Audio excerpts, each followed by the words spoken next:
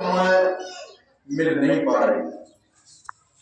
महाराज जी समझाया करते थे, हम इस संसार में सुख और शांति ढूंढना चाहते हैं, लेकिन हमें नहीं मिल पा रही।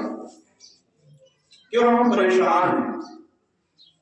इस संसार की तमाम उपलब्धियों से परेशान हैं, हम अपने मन की इच्छाओं से परेशान हैं। जब संत दुनिया में आते हैं तो हमें समझाते हैं, आपको परेशान होने की जरूरत नहीं है। आप अपने अंतर में परमात्मा का ध्यान करो, परमात्मा आपकी मदद करेगा। जब दुनिया में सद्गुरु मिलते हैं तो हम सबको ज्ञान देते हैं। महाराज जी कहा करते थे, संत महापुरुषों के उस नाम के साथ में जब जुड़ जाएंगे हम, तो धीरे धीरे हमारा जीवन गुरु भक्ति में लगना शुरू होगा। और जैसे ही गुरु भक्ति में लगना शुरू होगा, आपका जीवन अंतर में भी जुड़ाव शुरू होगा और धीरे धीरे आप परमात्मा की ओर बढ़ने का प्रयास करोगे नाम के सहारे। और इस नाम का जिक्र किया गया है, वो आज ही नहीं किया गया है, वो सदियों से हुआ है। 4 युग हुए हैं, जिसमें सतयुग, त्रेता, द्वापर, कलयुग। और कलयुग में केवल नाम का आधार बताया है, रामायण में वर्णन किया गया है। कलयुग केवल नाम आधारा, सुमर सुमर नर उतरे पारा। उस नाम की उपाधि इतनी बड़ी है जो रामायण त्रेता में लिखी गई, और उसका वर्ण, उसका असर कलयुग में प्रारंभ हो रहा है। हम आज इस चीज को समझ पा रहे हैं। महाराज जी कहा करते थे, कलयुग में आपके पास वक्त नहीं होगा। उस समय उन महात्माओं ने जाना कि कलयुग में जब वक्त नहीं होगा तो क्या करेगा मानव? नाम का ही सहारा लेगा। और नाम मिलेगा भी किससे? महाराज जी बताया करते थे, वो नाम संत महापुरुषों से जाकर मिलेगा। और ऐसे ही सबको नहीं मिलता नाम। महाराज जी कहा करते थे, जब जिसका जीवन प्रभु भक्ति में जागरूकता की ओर है, परमात्मा ने उस पर विशेष कृपा की है, तब कहीं जाकर उसे नाम मिलेगा। ऐसे तो लाखों करोड़ों अरबों इस सृष्टि में प्राणी हैं, सबको नाम मिलने वाला नहीं। जिसके कर्म उदय होते हैं उसी को नाम मिलता है। महाराज जी कहा करते थे, आप सब बड़े भाग्यशाली हो, आप सबको गुरु शरण मिली है, गुरु ने नाम दिया है, और उस नाम से कुछ पालो। अगर आपने कुछ नाम से नहीं पाया तो हुजूर स्वामी जी महाराज कहा करते थे, इस समय आपका व्यर्थता में जा रहा है। और समय की बहुत बड़ी कीमत है। मुझे कुछ दिन पहले ही महात्मा जी मिले, कहने लगे, व्यक्ति कहता है मेरे पास कुछ नहीं है, मेरा जीवन अधूरा है, मेरे पास पैसा नहीं है, धन नहीं है। लेकिन उन्होंने जब बताया, आपके पास सबसे बेशकीमती जो है दौलत है, वो समय है। आपके जीवन का जो भी समय है वो पैसा ही है, वो पूंजी है आपकी। उन्होंने समझाया, आपने अपनी एक घड़ी भी अगर व्यर्थता में गंवा दी तो अपनी पूंजी गंवा दी। आप उस समय का प्रयोग करोगे तब आपको एहसास होगा कि समय कितना कीमती है। उन्होंने बताया, आज का समय कितना बहुमूल्य है। आज हम जाने समझें तो मालूम पड़ेगा, 400-500 रुपए की दिहाड़ी है। अगर हमने आंकड़ा का करें पूरे दिन का, 12 घंटे का दिन होता है, तो कै रुपये घंटा पड़ा।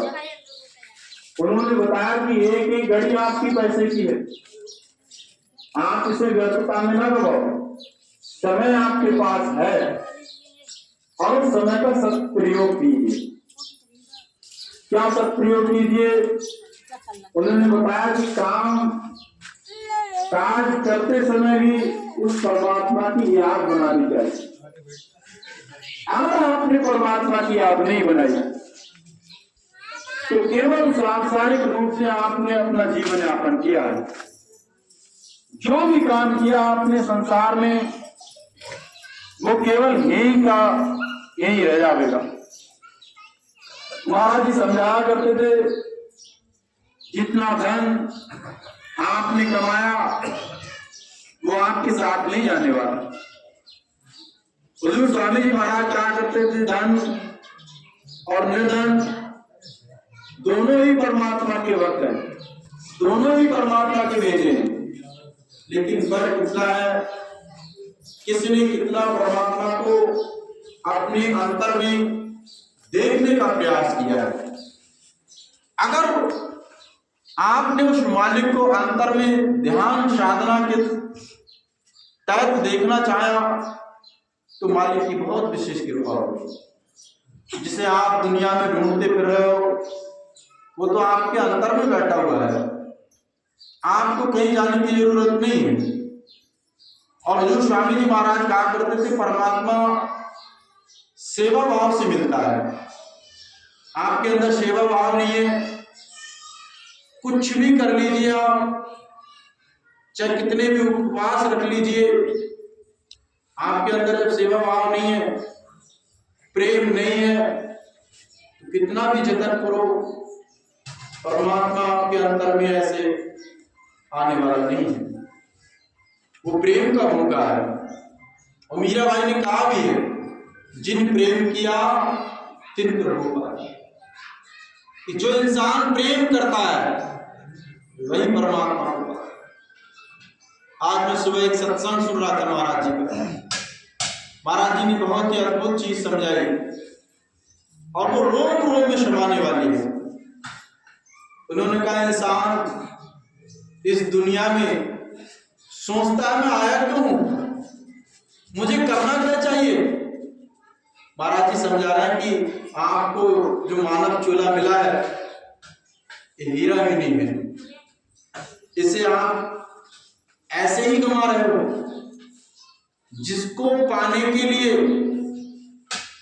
अन्न देवी देवता पशु पक्षी जीव जंतु सभी तड़प रहे हैं, इसमें ही हरि भजन कर सकते हो आप।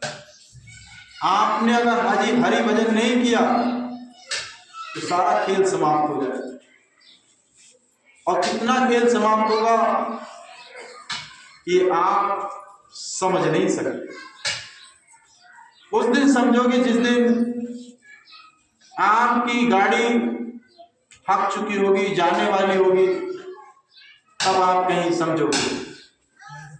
मैं कई बार सोचता हूं कि हम दुनिया में आने के बाद भी कितने स्वार्थी हैं। पहले गर्भ में मां के थे तो परमात्मा से वादा करते रहे, परमात्मा इस नरक से निकाल दे, दुनिया में जाके खूब भजन करेंगे, खूब तेरी याद करेंगे।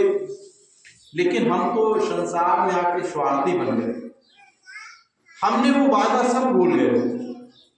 महाराज जी कहा करते कि आप जब संसार में आए तो वादा करके आए हो कि अब खूब भजन करेंगे, खूब तेरी याद में रहेंगे, लेकिन आपने कुछ नहीं किया।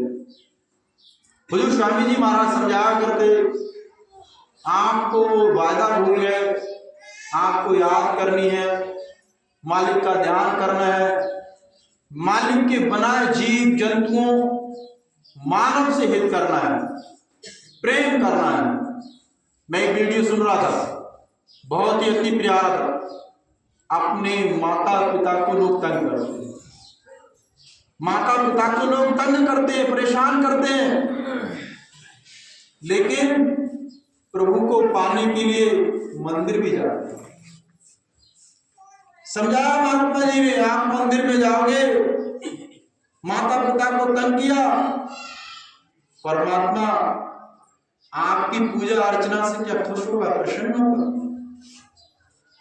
आप उसके हृदय में जाके देखिए, जिस माता पिता ने आपको पाला पोषा बड़ा किया, इस काबिल बनाया, आप उस माता पिता को दुख देते हो। उन्होंने बताया आपको लज्जा नहीं आती, तो उन्होंने एक शब्द वर्ण किया है, समझाया है, हे राम, ये मेरे जीवन की गाड़ी है, जरा धीरे हाँको। हे राम, मेरे जीवन की गाड़ी जो चल रही है वो धीरे हाँको, और मुझे समझाने का भी प्रयास करो। हे मालिक, आप ही हो जो मेरे अंदर सत्य और वह ज्ञान का दीप जला सकते हो। मैं संसार में अभागा हूं और उस दीप को देखना चाहता हूं, जानना चाहता हूं। हे राम, गाड़ी जरा धीरे हाँको।